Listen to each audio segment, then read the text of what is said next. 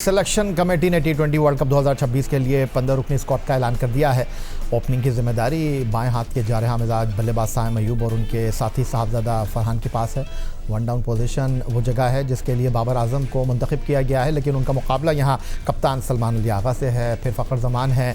लेकिन बैटर्स में wicket keeper Usman Khan के साथ सेकंड विकेट कीपर के तौर पर ख्वाजा नाफे सिर्फ एक टूर पर टीम पाकिस्तान के साथ रहने के बाद जगह बनाने में कामयाब हो गए। सिलेक्शन कमेटी ने 15 रुकनी स्क्वाड में 4 ऑलराउंडर्स को शामिल किया है, जिसमें कप्तान सलमान अली आगा, ऑलराउंडर मोहम्मद नवाज़, लेग स्पिनर शादाब खान, फ़हीम अशरफ के साथ साइम अयूब। फास्ट बॉलिंग में शाहीन शाह अफरीदी के साथ बाएं हाथ के तेज़ गेंद करने वाले सलमान मिर्ज़ा, दाएं हाथ के तेज़ बॉलर नसीब शाह भी टीम का हिस्सा हैं और स्पिन के शोबे में मिस्ट्री स्पिनर अबरार अहमद के साथ ऑफ स्पिनर उस्मान तारिक को टीम में जगह मिली है।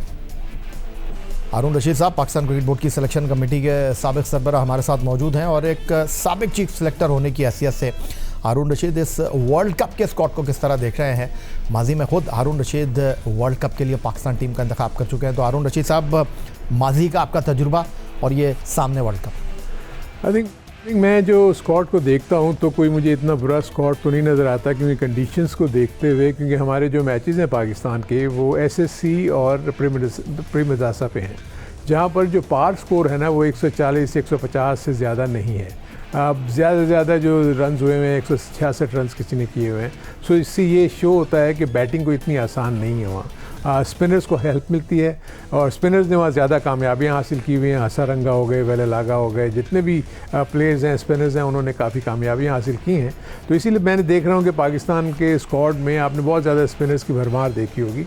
मुझे सिर्फ इशू एक नज़र आता है, वो ये कि पाकिस्तान के बैटर्स में कोई भी आपके रिज़र्व में मौजूद नहीं होगा। सो जो ये बैटिंग लाइनअप जा रही है सारे के सारे, तो ये बैटर्स जो हैं वो हर मैच खेलना पड़ेगा, चाहे वो फॉर्म में हो या ना हो, क्योंकि जब 11 के बाद जो 4 प्लेयर्स बाहर बैठेंगे उसमें एक फास्ट बॉलर होगा, 2 स्पिनर्स होंगे और एक विकेट कीपर होगा। तो ये एक इशू मुझे नज़र आता था कि यहाँ पर अगर एक आध कोई अच्छा बैट्समैन जो रखते, कि अगर कोई आउट ऑफ फॉर्म होता है या खुदा न खास्ता कोई अनफिट हो जाता है तो उसको जगह को पूर कर ले।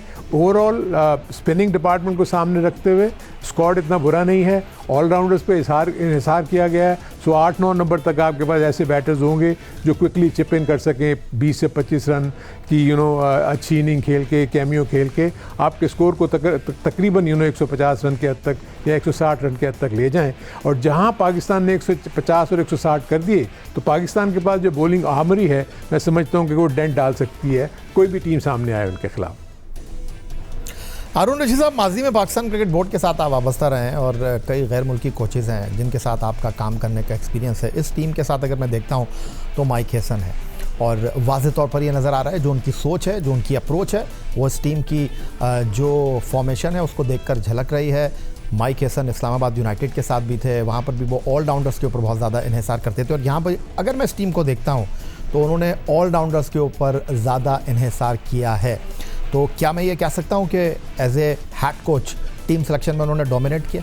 डेफिनेटली आई थिंक इसमें मैं फील करता हूँ कि जो भी ये जो कॉम्बिनेशन मुझे नज़र आ रहा है, क्योंकि आप देखें कि आकिब जावेद इस वक्त वहाँ पर मौजूद हैं और आकिब जावेद भी मुख्तलिफ औकात में हेड कोच का रोल प्ले कर चुके हैं और वो लाहौर कलंदर के साथ भी बहुत अरसे तक हेड कोच रहे हैं। सो कोचिंग के पॉइंट ऑफ व्यू से और टीम की फॉर्मेशन के पॉइंट ऑफ व्यू से हसन और आकिब ये दोनों ने मिलकर ये स्क्वाड बनाया है। बस इसमें मुझे एक सिर्फ थोड़ा सा जो झोल जैसे कि मैंने जिक्र किया वो मैंने बताया, अदरवाइज़ मुझे इसके अलावा और क्या स्क्वाड होता। मेरे नज़दीक मैं फ़ील करता था कि जो मैं फ़ील करता हूँ कि वहाँ पर एक जेन्युइन विकेट कीपर की ज़रूरत थी। रिजवान आई थिंक इस टीम से बाहर नहीं होता था, क्योंकि वहाँ पर जब स्पिन होगा तो वहाँ विकेट कीपर की जो इम्पोर्टेंस है वो बहुत बढ़ जाएगी। एक मिस स्टंपिंग, एक कैच का मिस हो जाना आई थिंक मैच के रिजल्ट पे असर डाल सकता है। तो ये दोनों विकेट कीपर्स जो हैं वो एक्सपोजर उनका इतना ज़्यादा नहीं है। ख्वाजा नाफिस तो भी कोई क्रिकेट ही नहीं खेले हुए। उस्मान जब भी टीम के साथ रहे हैं उन्होंने बस उसी हद तक कीपिंग की है और बाकी और किसी फॉर्मेट में वो खेलते नहीं हैं। सो एक ये इशू मुझे नज़र आ रहा था कि जब आप अगर एक्सपीरियंस के लिए गए थे, आपने बाबर आजम के बावजूद इसके कि उन्होंने ऑस्ट्रेलिया में, मानता हूँ कि वहाँ की जो प्लेइंग कंडीशंस हैं डिफरेंट थी, बाउंस था वहाँ वो एडजस्ट नहीं कर सके, उसको आपने ले लिया बिकॉज ये एशियन सब कॉन्टिनेंट की पिचेज़ हैं, इसमें आपके बैट्समैन जो है वो रन्स कर सकते हैं। तो रिजवान के ऊपर भी वही फार्मूला अप्लाई हो सकता था कि अगर उन्होंने भी अगर बिग बैश में अच्छा नहीं किया था, लेकिन he is the best wicket keeper available इस वक्त जो आपके पास स्क्वाड में है। यानी पाकिस्तान के जितने भी हारून रशीद साहब, चूंकि आप माजी में खुद सिलेक्शन कमेटी के सरबराह रहे हैं, अगर आप बैठते इस मीटिंग के अंदर जहां पर टीम के मुख्तलिफ कॉम्बिनेशन के ऊपर बात हुई है, इसमें कोई शक नहीं है कि रिजवान की कंट्रीब्यूशन है और जो टेक्निकल पॉइंट आप उठा रहे हैं एज ए विकेट कीपर, मैं उससे मुकम्मल तौर पर इत्तेफाक करता हूं। लेकिन मेरे सवाल का जवाब भी तो दे दीजिए। आपको यही नहीं पता कि आपके बैटिंग ऑर्डर का नंबर क्या है, क्योंकि अभी ये तय नहीं है कि बाबर आजम 3 पे खेलेंगे या कप्तान सलमान अली आगा खेलेंगे, क्योंकि आपके पास नंबर 4 पर फ़खर जमान जैसा बल्लेबाज मौजूद है। फिर आप ऑलराउंडर में अगर जाते हैं, नवाज भी खेलेंगे, शदाब भी खेलेंगे। और आज अगर इस टीम में रिजवान नहीं है तो उसकी एक बुनियादी वजह जो है वो उनका अपना फैसला है, क्योंकि वो टॉप ऑर्डर में ही बैटिंग करना चाहते हैं और यहाँ पर टॉप ऑर्डर में जो टॉप ऑर्डर के बैट्समैन हैं उनको जगह नहीं मिल रही। यहाँ मैं आपको थोड़ा सा बताऊँगी, जो आपने बाबर आजम के पॉइंट ऑफ व्यू से बात की, बाबर आजम तो नंबर 3 जाएंगे, क्योंकि सलमान में ये एबिलिटी है कि वो जब अगर नीचे भी ऑर्डर में बैटिंग करने आते हैं तो बाउंड्रीज को क्लियर कर सकते हैं। वेयरएज जो बाबर हैं वो इस तरीके से नहीं खेल सकते जैसे कि सलमान खेलते हैं। अभी हमने देखा कि जब 12 ओवर में उन्होंने नंबर 3 पे बैटिंग की तो उन्होंने बताया कि वो हिटें भी मार सकते हैं, वो बाउंड्रीज को क्लियर कर सकते हैं। तो मेरे नज़दीक तो 5 नंबर पे सलमान ही आएंगे। अब दूसरी चीज़ जो है, मैं एक्सपीरियंस की बात मैं इसलिए कर रहा था कि आपको पता है कि यहाँ पर ना तो फास्ट बॉलर काम करेंगे, स्पिनर्स काफ़ी रोल प्ले करते हैं।